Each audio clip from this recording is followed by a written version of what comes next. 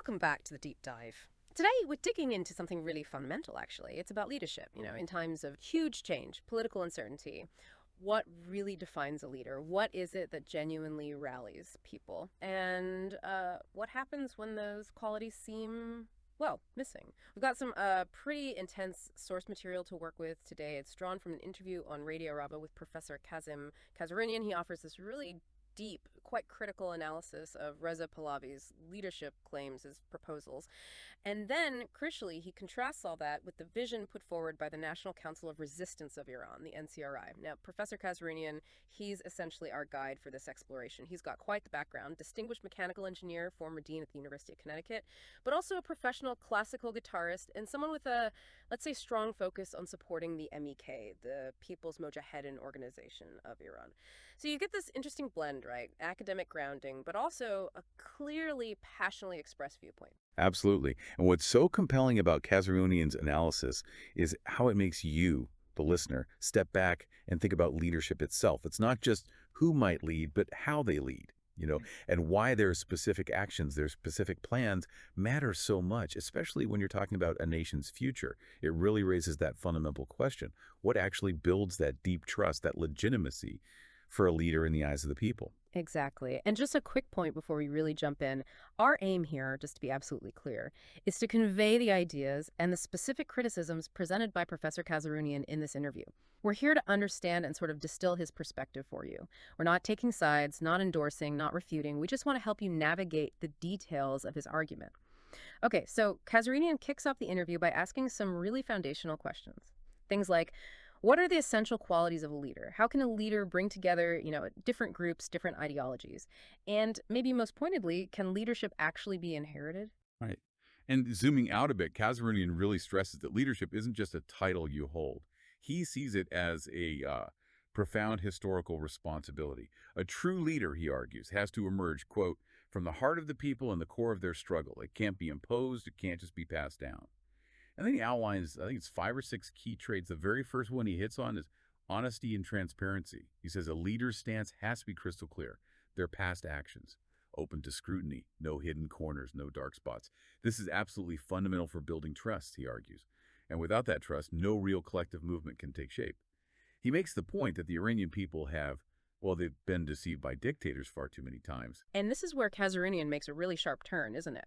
He immediately contrasts this ideal with Reza Pahlavi. He says Pahlavi has done, and this is a direct quote again, the exact opposite. He specifically calls out that Pahlavi has, quote, never explicitly and openly condemned the crimes of his father, his grandfather, and the rest of his family.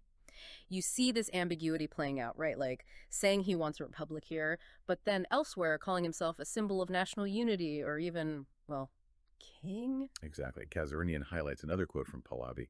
I am the heir to a name, and I have a responsibility to act with this name that has been passed on to me. Kazerounian's interpretation of that is pretty blunt. It means, I am the Shah. It has been inherited by me. And he adds these observations, like Pahlavi smiling and waving when people call him His Majesty or King Reza Pahlavi, or not stopping those who literally prostrate themselves before him. So for you listening, the question Kazerounian seems to be posing is, what does this pattern actually suggest about his underlying intentions? Where does he truly stand? And that leads directly to the next point Kazerounian raises, faith in the people. Where does a leader place their trust? A real leader, he argues, has to derive their strengths from the population itself. But he contends that Reza Pahlavi seems to operate differently.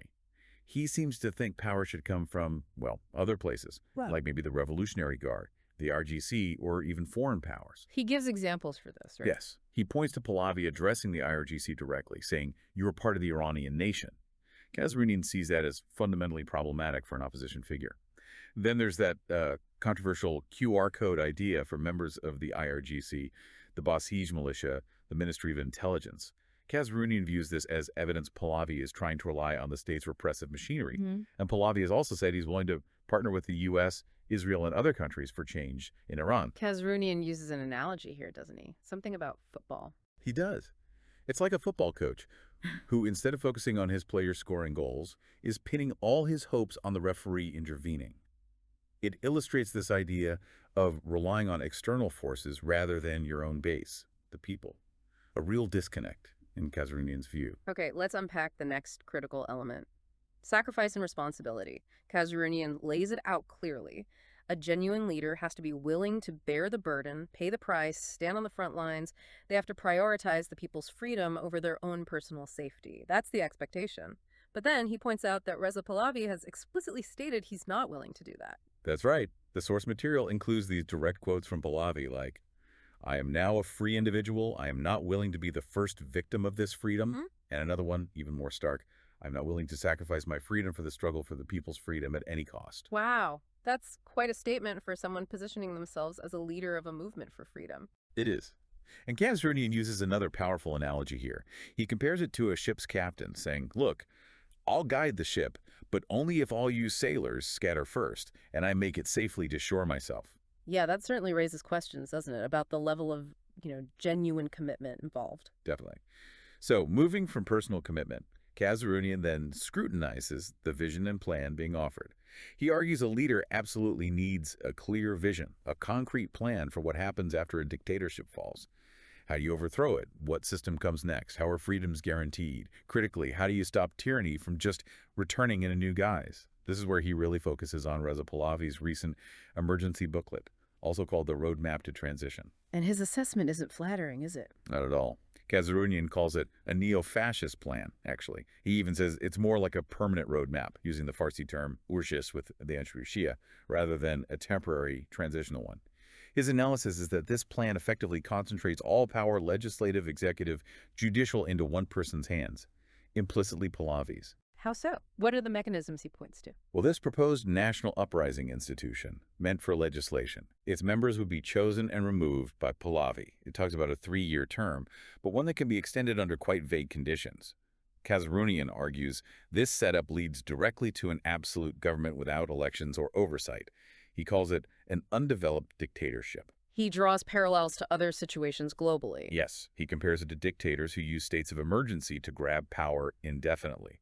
We've seen that pattern, he notes, in places like Syria and in various African countries after coups. He even quotes a psychologist, Iraj Abedini, who apparently likened this booklet to a mere emotional security blanket for royalists, not a serious plan to build broad trust, like a prop in a story, not a real tool. So beyond the vision, what about the practical ability to lead? To actually organize things? A leader needs to build and manage complex organizations, right? Coordinate networks, keep them going under pressure. And Professor Kazerounian's assessment of Reza Pahlavi's track record here is, well, pretty damning. He almost makes a joke of it, suggesting Pahlavi holds a kind of Guinness World Record for failed organizations. He lists them out a whole string of initiatives over the decades. The Iranian Solidarity Council back in 1990 fell apart due to infighting. The Iran Children's Foundation apparently faced issues with financial transparency, even theft issues. And more recently, Yeah, the National Iranian Council in 2013 quickly discredited. The OFAR Iran network collapsed, couldn't get followers. The Phoenix Project Iran in 2019 failed after key figures resigned. The Georgetown meeting, the IDFA, same story, disintegration. The Gitano Unity meeting never built any real structure. The Iran Prosperity Project, Kazerounian calls it pure propaganda, no substance. and there were financial initiatives too, aren't there? Yes, the Strike Support Fund. It apparently raised around $2 million, but Kazerounian claims the money never actually reached Iran, lacked transparency, and even insiders later regretted being involved. Then the iGrant proxy campaign, he calls it a scandal, citing a low-security website where vote counts could be easily manipulated, suggesting very few genuine proxies. And finally, that QR code initiative for security forces, which Kazerounian sees as a dangerous trap, not a serious organizational effort. Okay, so given that track record, what does Kazerounian say about Pahlavi's actual popular support? Well, he starts by acknowledging that measuring public opinion inside Iran is incredibly difficult, obviously, because there's no freedom. But, he argues, the real test for someone claiming to lead the opposition isn't polls, it's resistance, tangible resistance, and his assessment is stark. Reza Pahlavi hasn't demonstrated any significant popular resistance over the last 40 years. What about claims of high support, like polls suggesting 70–80% favor monarchy? Kazerounian dismisses those outright. He says there's just no verifiable data to back them up in a closed society. He also brings up the slogan, Reza Shah, your soul be blessed. He claims this was actually seeded by the regime itself as a way to divert attention from the real opposition. Interesting. And the idea that Pahlavi has supporters within the IRGC. He challenges that directly. He asks, basically, if you really have tens of thousands of armed supporters inside the system, why hasn't there been a coup? Why no revolution? It's a provocative question, really pushing back on those claims of hidden, powerful support. This all leads to a pretty crucial question Kazerounian tackles. What are Reza Pahlavi's motivations then? Given his comfortable life abroad, his stated refusal to sacrifice his own freedom, why pursue this path?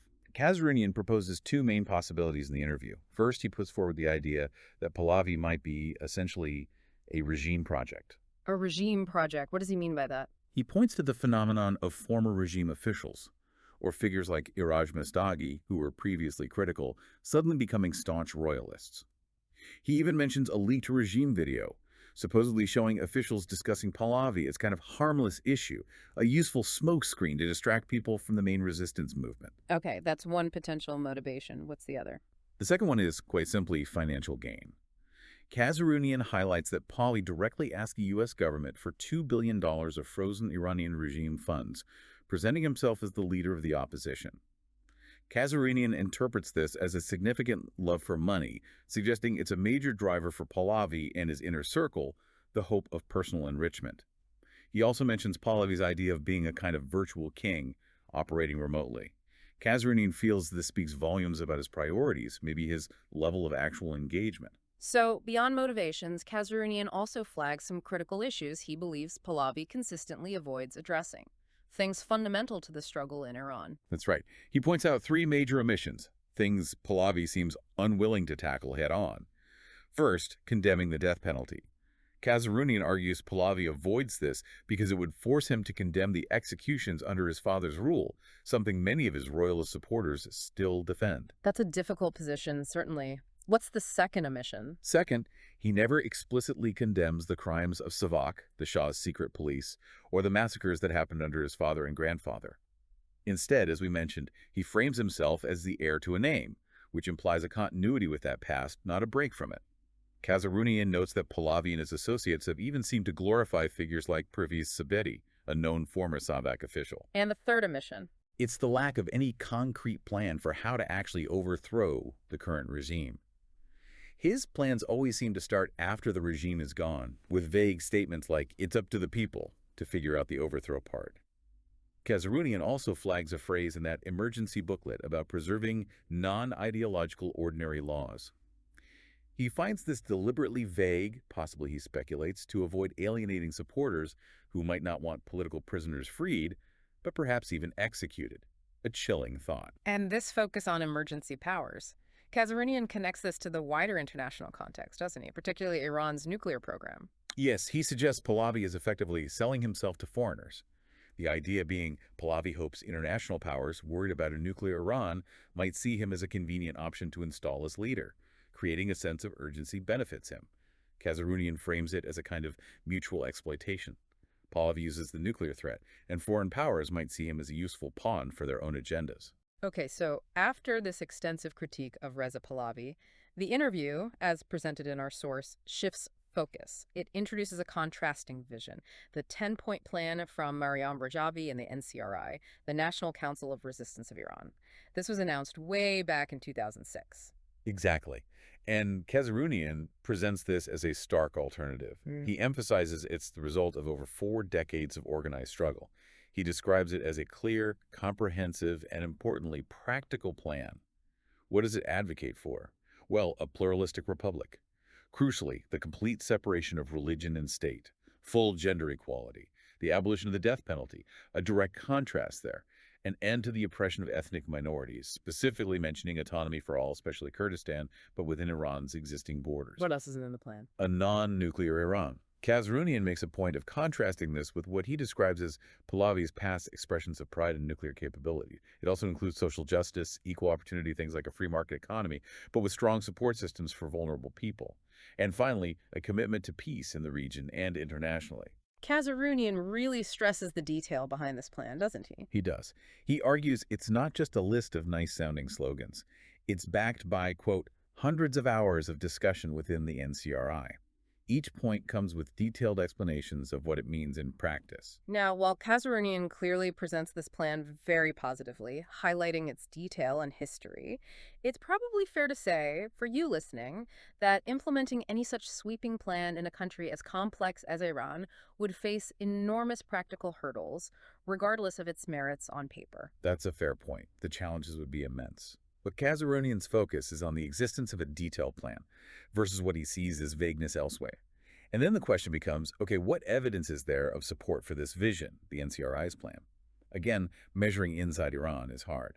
But Kazerounian points to several indicators he finds significant. First, internal resistance. He talks about the rebellion units or resistance units, the Kanoni Shureshi. He claims they've carried out tens of thousands of operations, things like arson, explosions, as tangible signs of internal opposition linked to this movement. What about outside Iran? He points to the large demonstrations by Iranians in the diaspora. Big rallies in places like Germany, Brussels, Washington, New York. He sees these as visible proof of organized support. And finally, he highlights international endorsement. He mentions that a majority in the U.S. Congress, plus over 400 European parliamentarians and politicians, have explicitly backed the NCRI's 10-point plan.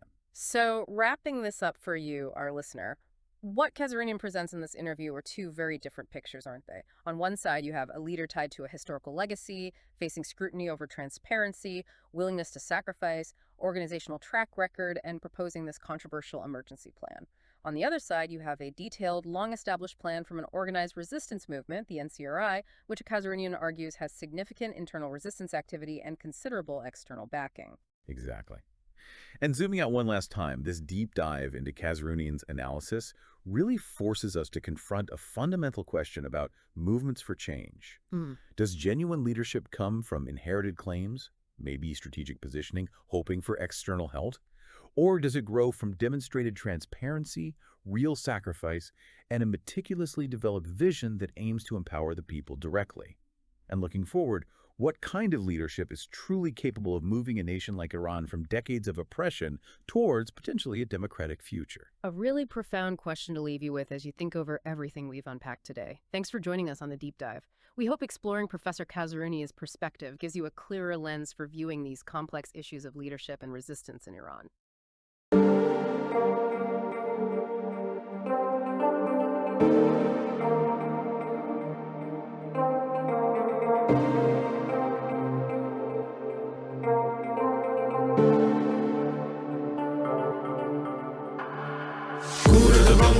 جلاد اینجا نامش ایرانه نه جای شابول است و نه شیخ مانده در این خانه مغول با ظلم و جور تازید سکندر خشم و کین بارید ز خاک برخاست باز این نام به دست صاحب خانه گور دوم کن ای جلاد اینجا نامش ایرانه نه جای شابول است و نه شیخ مانده در این خانه مغول با ظلم و جور تازید سکندر خشم و کین بارید ز خاک برخاست باز این نام به دست صاحب خانه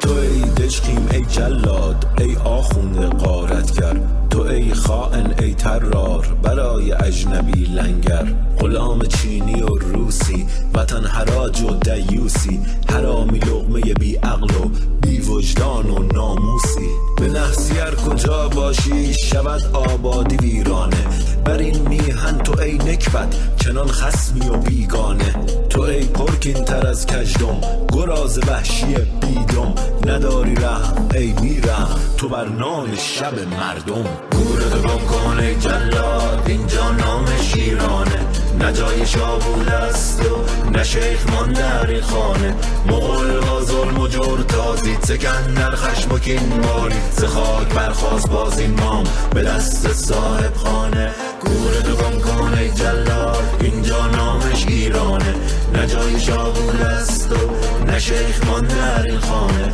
مغول با ظلم و جور تازید سکندر خشم و کین بارید ز خاک برخاست باز این نام به دست صاحب خانه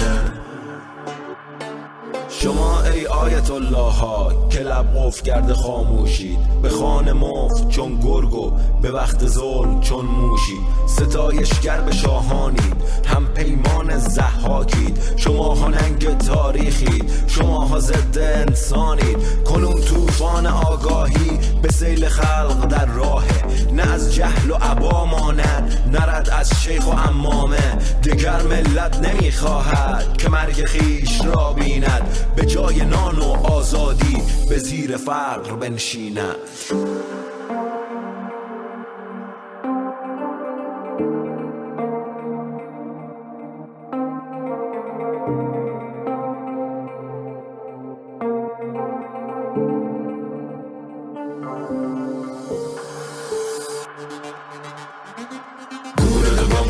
جلاد اینجا نامش ایرانه، نه جای شابود است و نه شیخ مانده در این خانه، مغول با ظلم و جور تازید، سکندر خشم و کین بالید، ز خاک برخواست باز این مام به دست صاحب خانه. گوره دوم کن ای جلاد اینجا نامش ایرانه، نه جای شابود است و نه شیخ مانده در این خانه، مغول با ظلم و جور تازید، سکندر خشم و کین بالید، ز خاک برخواست باز این مام به دست صاحب خانه.